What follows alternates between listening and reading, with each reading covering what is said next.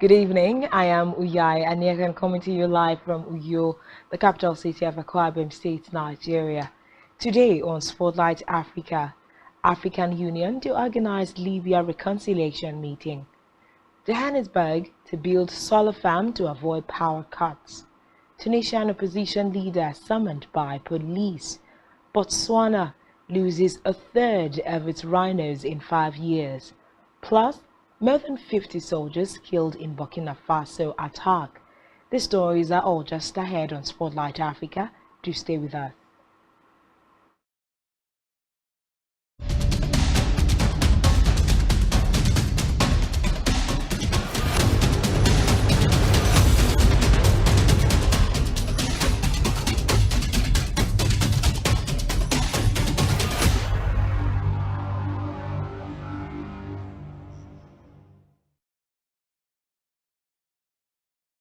For joining us. First in Spotlight Africa, Kenya's Deputy President Rigathi Gachagua has been criticized by locals for describing the country as a shareholding company that will first benefit those who voted in the government. Gachagua defended recent government appointments, saying those who backed him and President William Ruto deserved to reap first. But Kenyans on social media have criticized his remarks, saying the government should serve all Kenyans regardless of who they voted for. They added that all citizens deserve equal attention from the government, including when it comes to development projects. In another development, the family of a fierce critic of South Sudan's President Salva Kiir say they fear he's been abducted in Kenya and forcibly returned. Maurice Awijok Bak, who has 22 children, has not been seen since he was detained in Nairobi almost 3 weeks ago by men wearing Kenyan police uniforms. His wife was also beaten up. He had been seeking political asylum in Kenya. Meanwhile, Kenyan and South Sudanese authorities have not commented on the allegations. The South Sudanese government has been accused of silencing its opponents. 6 journalists were arrested last month in connection with the dissemination of footage appearing to show Kiir wetting himself. Meanwhile, the African Union is organizing a national reconciliation conference for Libya in the latest efforts to restore stability in the country. The chair of the African Union Commission, Moussa Mohamed, made the announcement at the end of a 2-day summit in Addis Ababa. Meanwhile, the United Nations said that Libya's rival administrations had agreed on a mechanism to clear foreign troops and mercenaries from the country, but they have failed to come up with a timetable for their departure.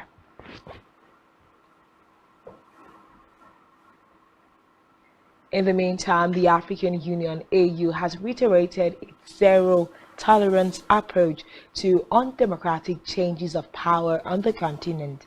The Union said it would maintain the suspension of Burkina Faso, Guinea, Mali and South Sudan, which are all ruled by military leaders following coups.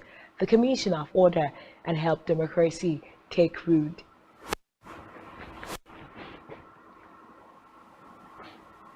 Meanwhile, an independent United Nations human rights expert has accused the Central African Republic's day visit to the CAR, Yar Absi, who is Togolese, called on the government to investigate allegations of summary executions and disappearances leveled against the Russian mercenaries, particularly in Mbabere Kate Prefecture. The group is reported to be exploiting gold reserves there. Abites also said the Russians and the military were obstructing the United Nations mission in the country, something he called unacceptable. Meanwhile, they have not yet commented on the allegations. Away from that, a provincial government in South Africa plans to spend 1.2 billion rand on building a solar farm in order to shield itself from the country's energy crisis. Gauteng's Premier Panza Lesotho said this was part of the province's plan to generate its own electricity and lessen its dependence on the state power firm Eskom. According to reports, the state electricity company has been grappling with energy shortages in recent times, with up to 10 hours scheduled power cuts on a daily basis. In South Africa still, where a municipality says it will charge some of its staff for misconduct after pictures surfaced on social media showing them sitting and sleeping on top of graves. The workers are from the Municipal Parks Department, which is responsible for the cleaning of parks and public facilities. According to local media reports, it is unclear when the pictures were taken. In a statement, Musundi Musinipal, in Natal province, have said they are continuing to monitor communities experiencing flooding following weeks of heavy rains. The rains have been brought on by the global La Nina weather phenomenon, which occurs in the Pacific Ocean. Over the weekend in Gauteng province, officials opened several floodgates to ease pressure from the Val Dam, one of the largest in the province. This meant deliberately flooding some properties near the dam. Officials have said this is to prevent the massive dam from collapsing and endangering thousands of people.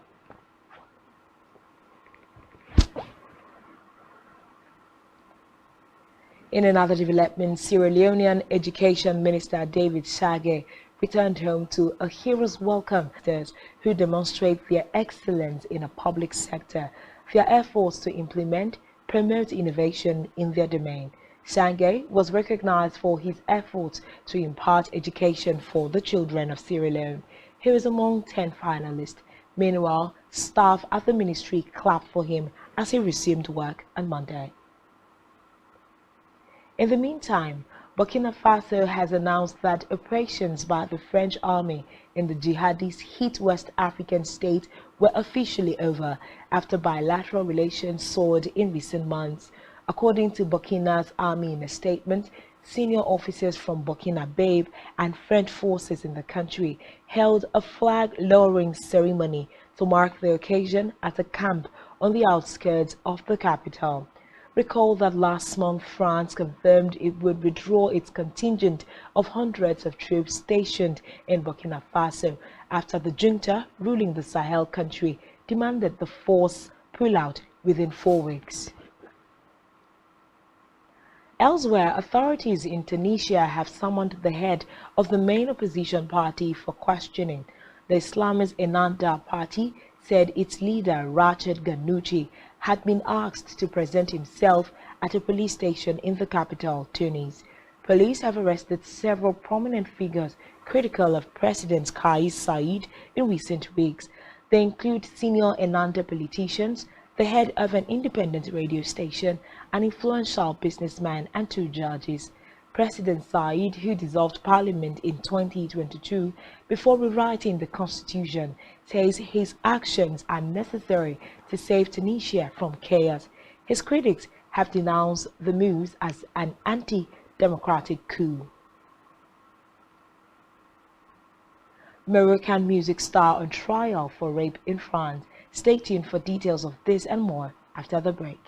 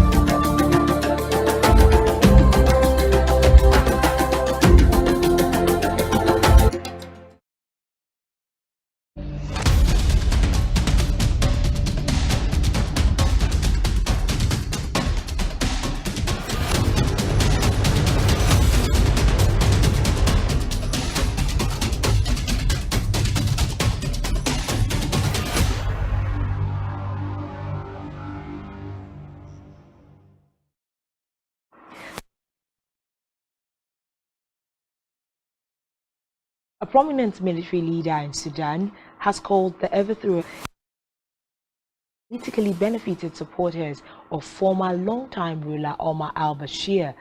Military leaders have been accused of undermining the transition to civilian rule since Bashir was ousted. Then, Sudan has faced economic and political turmoil since 2021 when a military junta seized. In the meantime, the island nation of Mauritius has grounded flights as Cyclone Freddy approaches. The cyclone is also Madagascar of heavy rain.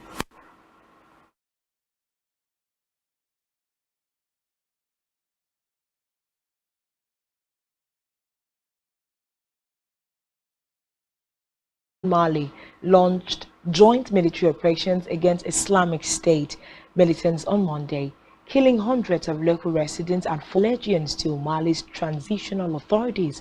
It downplayed reports of linked support group for Islam and Muslims (JNAIM) and a section of coordination of movement. Away from that, the army in Burkina Faso now says more than 50 soldiers were killed in an attack by presumed Islamist militants in the north on Friday. It said in a statement that 51 bodies had been found so far. Several soldiers were still missing and 3 wounded soldiers had been evacuated from the scene. The military had said early on Monday that 8 had died in assailants, though that number has not been in-depth reported in the first 6 weeks. The failure to stem the bloodshed led to in health, a total of 12 children. Mwanga has said. He added that 847 children have been infected with measles and 480 children and are continuing with the exercise. The government has vaccinated. Reports say 5 months ago, Tanzania's Minister of Health, Umi Mwalimu, and rubella to children under the age of 5. Elsewhere, the authorities in Madagascar have closed schools and tents, ropes, chainsaws and other supplies to those eastern districts hotels. In the meantime, a white rhinoceros Simon was 138 rhinos which have been killed since 2018. Botswana says it has seen a big jump in rhino poaching, losing about 38 rhinos were killed over the past 5 years, though numbers dropped sharply, attributed the rise to continuing international demand for rhino horn. Especially Revisionist estimate Botswana had fewer than 400 rhinos in 2019. Lastly, on Spotlight Africa, the trial of Mopari, famous on the Arab pop music scene, Lam Jarrett litigation. One of Lam Jarrett's music videos has more than 1 billion views on 15. If convicted, Lam Jarrett could face up to 20 years in prison. A verdict is expected on Friday. And on our website, spectrumtv.ng.